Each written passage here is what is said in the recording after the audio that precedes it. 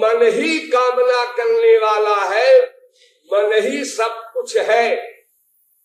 चेत कल्पस्य बंधाय मुक्तये चात्मनो मतम, वेद व्यास का उद्घोष है।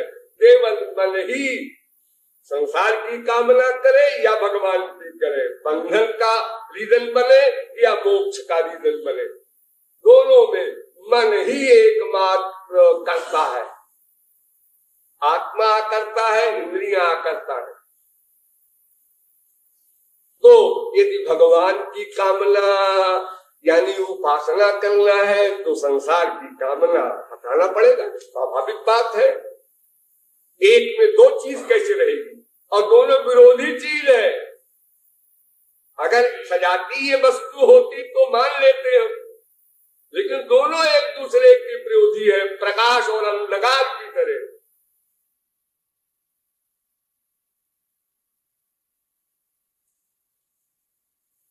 निजेंद्रिय सुख हेतु काम तात्पर्य, ये तो कामना है और वो प्रेम है। अतएव कामे प्रेमे बहुत अंतर, काम अंधतम प्रेम निर्मल भास्कर।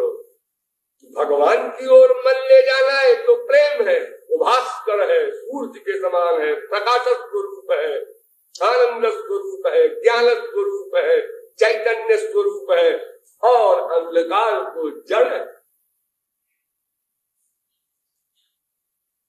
अच्छा है, बताओ ये कामनाओं की बीमारी जो हमारे अंदर है, ये क्यों है?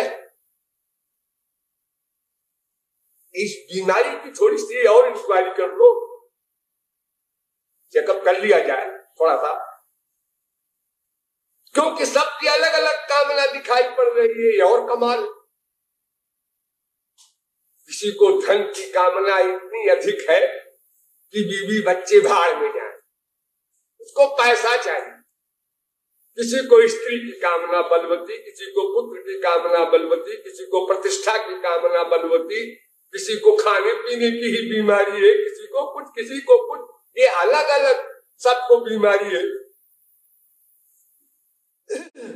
हाँ, एक व्यक्ति खाना खा रहा है, उसके सामने गंगा जल रख दो और कह दो कि पंडित जी आप खाना खाने के साथ साथ इसका भी सेवन कीजिए, ये शराब है, शराब, मैं मधु। पंडित जी ये शराब का नाम सुनते ही खाना भूल जाएंगे, मुंह ढाप हो जाएगा, हो सकता है थाली छोड़ के भाग जाए। लेकिन एक शराबी के सामने केवल पानी ही रख करके आप बोल दीजिए शराब है, आप खाने का मजा आएगा। शराब कबाब के बिना कोई खाना।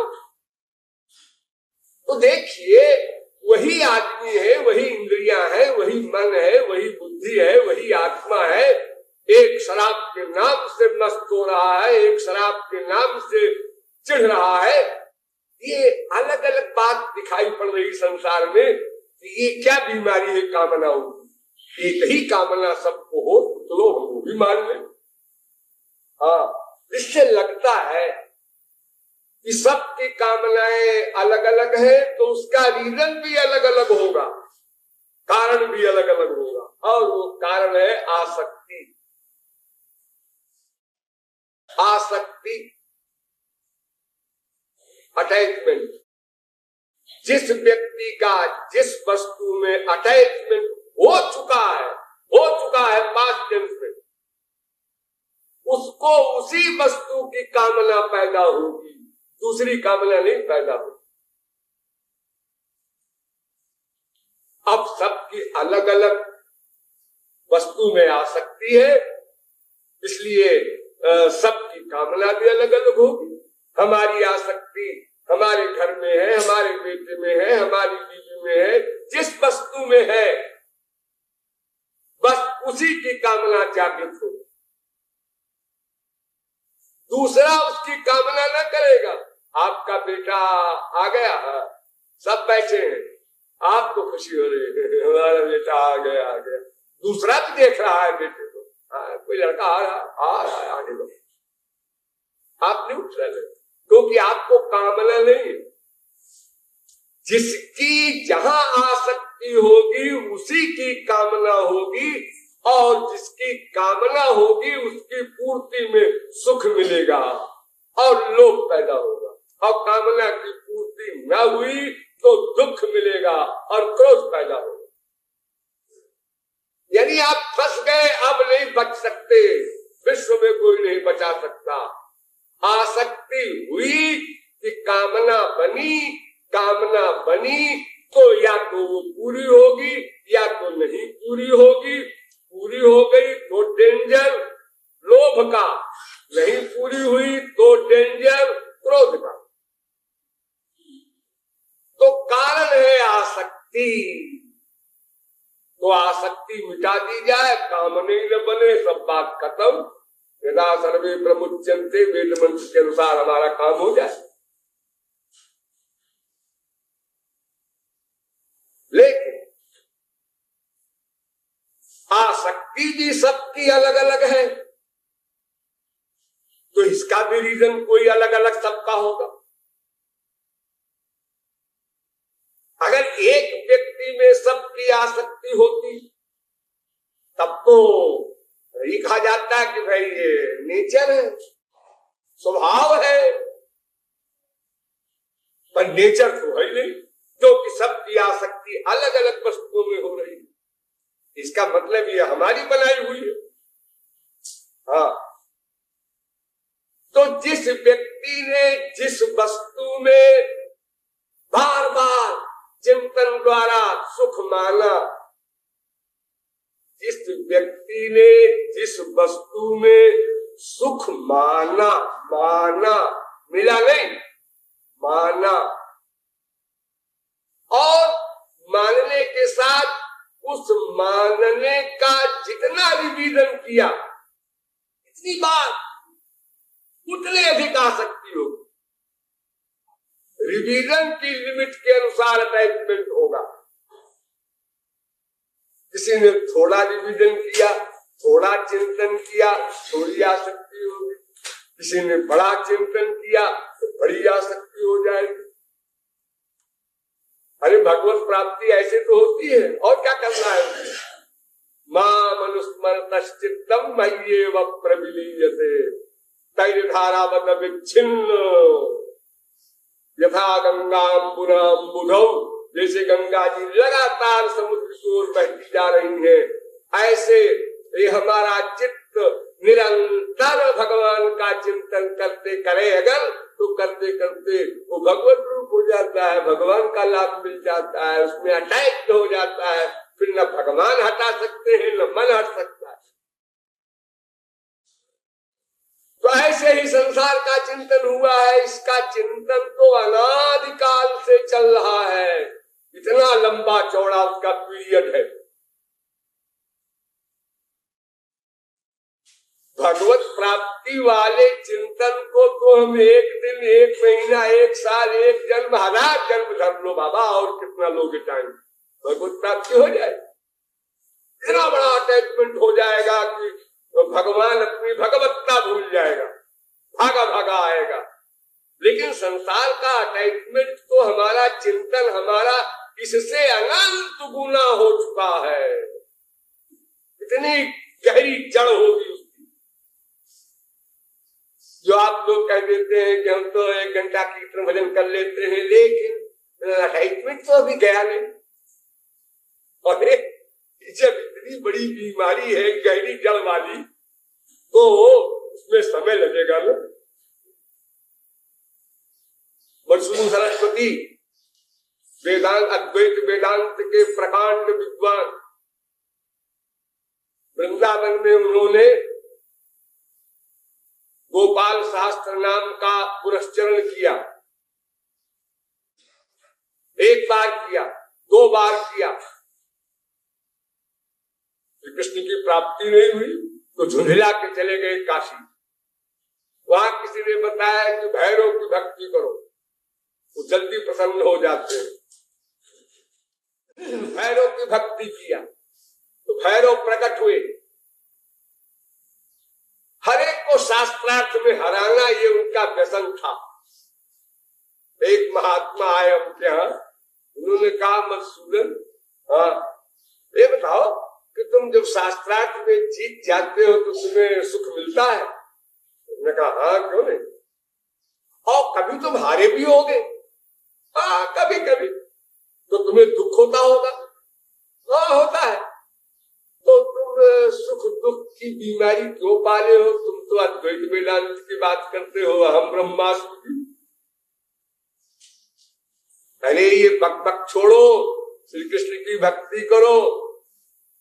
तो उस महात्मा के शरणागत होकर के सगुण साकार की उपासना प्रारंभ की वृंदावन में, और वहां भगवत प्राप्ति नहीं हुई। फिर काशी आए और फिर भैरव ने कहा भाई देखो तुम घबरा क्यों गए, वृंदावन से भाग क्यों आए? लिखा इतनी मैंने साधना की, इतना पुरस्चरण किया, इतनी उपासना की और फिर कृष्ण मिले नहीं। एक तो हम सगुण साकार को बड़ी मुश्किल में माने और उसके बाद मिले भी नहीं हमको। तो उन्होंने भैरव ने उनको पाप दिखाए, उनके अनंत पाप, अनंत जन्मों के। उन्होंने कहा एक बात बताओ, तुमने इतने पाप किए हैं पहले, तो आखिर उसके समाप्त होने में टाइम लगेगा कुछ। जब कपड़े पर मैल की मैल पर भयंकर ढंग से जमा है तो हल्का एक बार साबुन लगा देने से आप चाहते हैं कि उजला हो जाए हंस के समान कपड़ा, ऐसा कैसे होगा? समय लगेगा। देखो छोटा सा बच्चा खड़ा होना सीखता है, चलना सीखता है घुटने के बल या खड़े खड़े, हजारों बार गिरता है, महीनों चोट खाता है, रोता है, तब चलना सीखता है। आप लोग भूल गए, बड़े बड़े हो गए कि हम तो ऐसा क्या हुआ होगा। अरे सबको होता है, आपको क्यों नहीं हुआ? लेकिन आप हिम्मत नहीं हारे, चोट लगी, चिल्लाए, रोए, फिर खड़े होने की चेष्टा की, फिर चलने की चेष्टा की, और उसके बाद फिर ऐसे चलने लगे कि कोई प्रयास कहाँ, चलने उठने बैठने में कोई परिश्रम होता है? भला ये लो खड़े हो गए, ये लो बैठ गए। हाँ लेकिन जब आप पैदा हुए थे तो खड़े खड़े चलने लगते तो हम समझते, अरे तब तो करवट बदलना भी नहीं आता था, चलना तो बहुत दूर की बात। तो जब संसारी फिजिकल वर्क आप तुरंत नहीं कर सकते, उसमें भी टाइम की अपेक्षा है। आप देखो ये अक्टूबर में इसी महीने में जो गेहूं बोया जाएगा खेतों में, ये खाने वाला गेहूं हम मिट्टी में डालते हैं। कोई देखे तो क्या कहे, क्या बेवकूफी है जी, तुम्हारे घर में तो खाने को नहीं है और तुम उधार गेहूं ला के मिट्टी में डाल रहे हो। तो वो कहता है अरे मूर्ख, ये 1 का 10-20 गुना मिलेगा। अच्छा मिट्टी से मिलेगा 10-20 गुना, क्या पागल लोग हैं। दूसरे दिन गया देखने खेत में, कहाँ मिल रहा है? तो बक रहा था कि 10-20 गुना मिलेगा। अरे मिलेगा मिलेगा। तीसरे दिन गया, चौथे दिन गया, तब बकवास। 7वें दिन गया, हाँ निकला तो है अंकुर, लेकिन इतना सा अंकुर है तो बीज भी खत्म हो गया और एक पत्ती निकली है जरा सी। अरे कुछ नहीं था, बकवास। अरे धैर्य रखो 3 महीने, फिर देखना हम तुमको बताएंगे एक बीज में 50 बीज कैसे पैदा होता है। अब जब धैर्य नहीं है तो उसका हाल यही होगा कि जमीन खोद रहा है पानी निकालने के लिए, 10 फुट खोदा और कंकड़ की परत आ गई, उसने कहा अरे यहाँ पानी कहाँ है, यहाँ तो कंकड़ है। दूसरी जगह खोदा, अच्छा आपकी 15 फुट खोदेंगे, वहां पत्थर की तह आ गई, अरे बजाय पानी के तो और पत्थर आ गया। अरे एक ही जगह पर खोदते जाओ, वो 25 फुट पर पानी आएगा, 25 फुट तक खोदो तो। हम लोग घबरा जाते हैं और संसार में नहीं घबराए। अनंत जन्म बीत गए इस संसार से आनंद पाने की स्कीम में, अनंत जन्म चप्पल जूते खाते खाते बाप के, माँ के, बेटे के, स्त्री के, पति के द्वारा अपमानित होकर, दुखी होकर अनंत जन्म रहे, लेकिन फिर बाप बनाया, फिर माँ बनाया, फिर बीवी बनाया, फिर पति बनाया, फिर भागे उसी ओर। वहां तो आपको थकावट नहीं हुई। और भगवान के क्षेत्र में जरा सा 4 कदम चले, अरे मैं यशोदा मैया ने ठाकुर जी को एक बार ऐसे कहा कि दूध पी ले। कन्हैया ने कहा मैं नहीं पीऊंगा। देख दूध पी लेगा तो तेरी चुटिया बड़ी हो जाएगी, चुटिया बड़ी हो जाएगी दूध पीने से। ठाकुर जी ने कहा ये सब पी लेंगे, मैं चुटिया बड़ी हो जाएगी तो दूध पी लेंगे। एक घूंट पिया और चुटिया देखने लगी।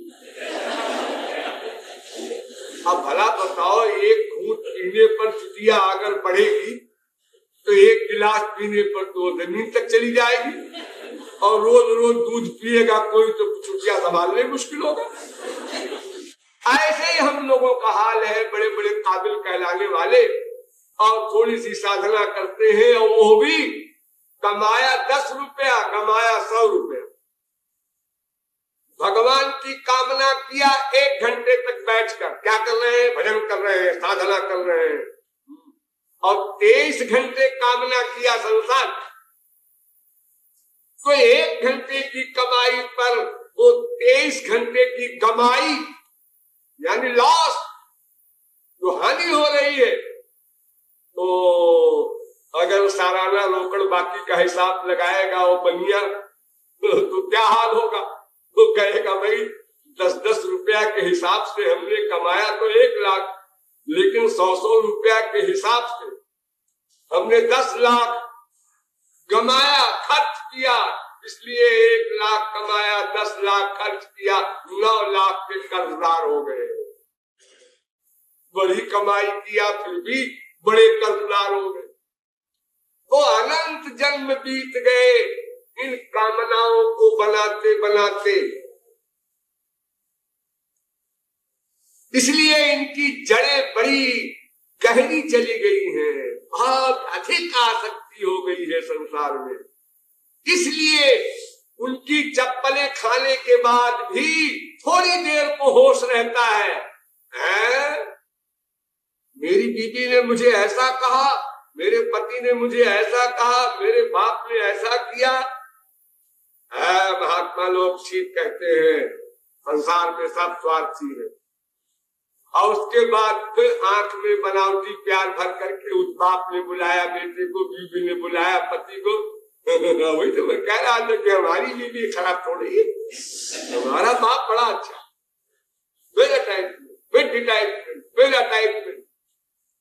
ऐसे पागल होता है, पूरा पागल। लेकिन आप लोगों को कोई हाफ मैट भी कहे तो फीलिंग होती है। आप मैं हाफ मैट दिखता हुआ, अरे आप फुल मैट है, आप हाफ की बात करते हैं। अरे न मानने से तो कोई पागलपन दूर नहीं हो जाएगा। किसी पागल ने आज तक अपने आप को पागल माना? अगर पागल अपने को पागल मान ले तो पागल कहा? यही तो कमाल है कि हम लोग इतनी बड़ी गलती करते हुए भी गलती रियलाइज नहीं करते हैं। तुलसीदास ने बड़ा सुंदर लिखा है कि मानस रोग कछुक मैं गाए हैं सबके। ये काम रोग लोग मोह मन मात्सर्य जितनी बीमारियां हैं सबके, लेकिन लक्ष्य बिरल नहीं पाए। कोई कोई इसको जान पाता है, क्योंकि जो जानेगा वो दवा करेगा, वो डॉक्टर के पास जाएगा, डॉक्टर परफेक्ट करेगा, प्रैक्टिकल साधना करेगा। और जो अपने को रोगी नहीं मानेगा, खांसी आ रही है आपको, डॉक्टर ने देखा खांसी खतरनाक, उन्होंने कहा मिस्टर आपको खांसी कब से है? अजी साहब 2-3 महीने, 4 महीने, 6 महीने से। अरे साहब देखिए गड़बड़ बात है। तो क्या गड़बड़ेगी? अजी ये टीबी की खांसी लगती है हमको। डॉक्टर साहब आपको सब जगह टीबी दिखाई पड़ती है। अरे खांसी है, ठीक हो जाएगी। नहीं, चेकअप कराओ। जब कफ की इंक्वायरी हुई, लैंग्स की इंक्वायरी हुई, तो मालूम हुआ कि 3/4 लैंग्स गायब है। अब जब मालूम हो गया, जान गया रोग को, डॉक्टर साहब बचाओ, बहुत रुपया लगेगा, हम तैयार हैं। तुमको कृपालु जी महाराज ने कहा था 1000 चंदा करना है ट्रस्ट के लिए, तो तुमने कहा कि मैं नाम नहीं लिखाऊंगा। और तुम्हारे लिए कहा था तुम्ही को इस बिल्डिंग में रहना है, तुम्ही को लेट्रिन जाना है, तुम्ही को नहाना है। हाँ कहा तो था। और 10,000 अब कहां से निकल रहा है? जी वो तो ऐसा है, वो तो ऐसा है। कृपालु ने कहा था खाने पीने पर कंट्रोल करो, युक्ताहार विहारस्य गीता में लिखा है। अंट बंट न खाया करो, उबली तरकारी खाओ, उबला खाना खाओ, सब विटामिन प्रोटीन ठीक जाए। तो तुमने क्या कहा था? महाराज जी मैं कोई योगी थोड़ी हूँ, मुझे बेहस्ती हूँ, तो क्या मर जाऊं, खाना खाना बंद कर दूं? अब जब डॉक्टर कह रहा है तुम्हारा हार्ट खराब है, तुम्हारा लैंस खराब है, बॉयल तरकारी खाना होगा, बिल्कुल डॉक्टर साहब आप जो कहेंगे मानेंगे, रुपया भी देंगे आपको, फीस दवा का दाम भी देंगे, और जो कहेंगे वही खाएंगे। बिल्कुल योगी बना दिया डॉक्टर ने इमीडिएटली। सब प्रकार का संयम, स्त्री भी तुम्हारे पास नहीं आएगी, ब्रह्मचर्य से रहना होगा। डॉक्टर साहब मैं तो कह रहा हूं आप जो कहेंगे सब करेंगे।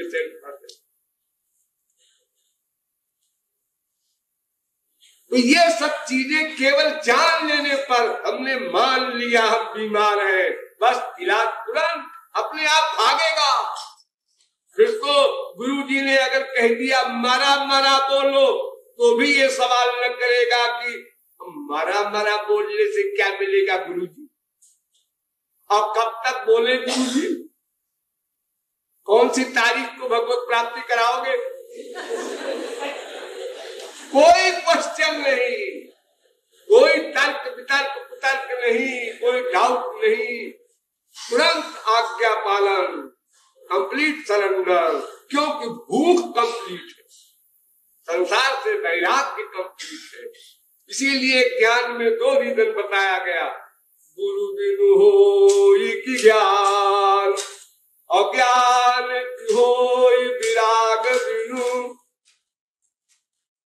हर एक कार्य का एक कारण होता है। जैसे क्रोध की द्वैतक बुद्धि बिनु, क्रोध का रीजन द्वैत की बुद्धि। अगर 2 की बुद्धि न हो, सर्वत्र एक की बुद्धि हो जाए, तो किस पर क्रोध करे कौन? लेकिन ज्ञान का 2 कारण, एक गुरु एक वैराग्य। 2 में एक भी गड़बड़ है काम नहीं बनेगा। अगर वैराग्य नहीं है और गुरु हमको स्वयं श्री कृष्ण ही मिल जाए, तो वैराग्य न होने से हम उनको देखेंगे, हाँ ठीक है कोई खास बात नहीं, लोफरी बहुत ज्यादा है। ठीक है गीता के विद्वान है, प्रवचन देते हैं, अच्छा है, योग्यता वग्यता तो है, लेकिन बाकी तो बहुत गिरे हुए इंसान है। हमारे बराबर है ये भी मानने में संकोच होगा। और अगर वैराग्य है, भूख है, तो बड़े बड़े प्राइम मिनिस्टर जब हालत खराब होती है उनकी अपनी स्थिति, तो गधों के पास जाते हैं, कुछ कृपा कर दो, आशीर्वाद दे दो, फिर से प्राइम मिनिस्टर हो जाए। आप सब लोग भागते हैं, फिर तो ऐसे अंगूठा छाप लोगों के पास जाते हैं जो बड़ी बड़ी डकैती और मर्डर कर चुके हैं और बाबाजी बन गए हैं छुपने के लिए, उनके पास भी जाते हैं आप लोग, और बड़ी बड़ी आशाएं लेके उन्होंने राख दे दिया आपको, उन्होंने मिट्टी दे दिया, बड़ी श्रद्धा से उसको लाएंगे, गले में बांधे हुए, वैकुंठ मिलेगा, प्रारब्ध कट जाएगा। ये तमाम राक्षस रूपधारी बाबा लोग हमारे देश में यही किया करते हैं, और आप लोग जो बुद्धिहीन फुल मैन है वो उनको बढ़ावा देते हैं और प्रोपेगेंडा भी करते हैं। अजी हाँ मेरे बेटा वोटा नहीं हो रहा था, 10 साल से बहुत परेशान थे, कई बाबाओं के पास गए, फिर वैसे जाते जाते जाते एक बार इन बाबा के पास गए, तो कहा तो सब बाबाओं ने बेटा हो जाएगा, लेकिन हुआ हुआ नहीं, आखिर में इन्होंने कहा तो हो गया। वो प्रोपेगेंडा करेगा तो 4 आदमी और आएंगे बिना बेटे वाले। अब 4 प्रोपेगेंडा करने वाले होंगे तो 40 आएंगे। अब तो बाबा जी की दुकान चल गई। तमाम आप लोग संसार में देखते सुनते हैं, वो प्रत्यक्ष है। तो आसक्ति से ही कामना पैदा होती है और बार बार सुख का चिंतन करने से आसक्ति होती है और बार बार सुख का चिंतन करना सबका है। अब इसका निधन नहीं होगा, क्योंकि ये सबकी एक बीमारी है। अलग अलग बीमारी अभी तक थी, अलग अलग जगहों में अलग अलग लोगों ने एक सुख का चिंतन किया, इसलिए अलग अलग आसक्ति हुई, इसलिए अलग अलग कामना पैदा हुई, लेकिन सुख का ही चिंतन सबने किया, ये उसका नेचर। अब आप आ गए अंतिम क्लास में। अब आप ये क्वेश्चन नहीं कर सकते कि सुख का रीजन क्या है। इसका रीजन नहीं, क्योंकि ये स्वभाव है, स्वभाव का रीजन नहीं हुआ करता। आग में जलाने की शक्ति क्यों है ऐसा क्वेश्चन नहीं हुआ करता। उसका नेचर है, स्वभाव है, उसका धर्म है। उसी प्रकार आत्मा का एक धर्म है, वो परमात्मा के अंश होने के कारण वो आनंद ही चाहता है। लेकिन कहाँ है आनंद ये नहीं जानता। संग बस किसी ने कह दिया यहाँ है, किसी ने कह दिया शराब पियो यहाँ है, किसी ने कह दिया ऐसा करो यहाँ है। बस संग बस जिसने जो बताया बेचारा उसी प्रकार भागने लगा और चिंतन करते करते उसमें आसक्ति हो गई, और फिर उसकी कामना पैदा हुई, फिर बीमारी आगे बढ़ गई, लोभ और क्रोध आदि सब आ गए। तो संसार की कामना छोड़कर ही भगवान की उपासना होगी, ये बात सही लगती है, लेकिन असंभव है। और जब भगवान की उपासना ही नहीं हो सकती तो भगवान की उपासना से कामना जाएगी, ये भी असंभव है। क्योंकि उपासना ही नहीं बनेगी तो उपासना से कामना जाने की बातें कहाँ पैदा होती। ध्यान दीजिए, कामना चली जाए तो उपासना करें, ये बात गलत। और उपासना करने से संसार की कामना चली जाएगी, ये और गलत। मन एक है, ये दोनों बातें असंभव हैं। कोई व्यक्ति शास्त्र वेद पढ़ता है तो इन सब विरोधी वाक्यों को सुनकर उलझ जाता है, लेकिन आप लोगों को सुलझाया जाएगा, आज नहीं सुलझा सकेंगे। फिर बोलिए वृंदावन बिहारी लाल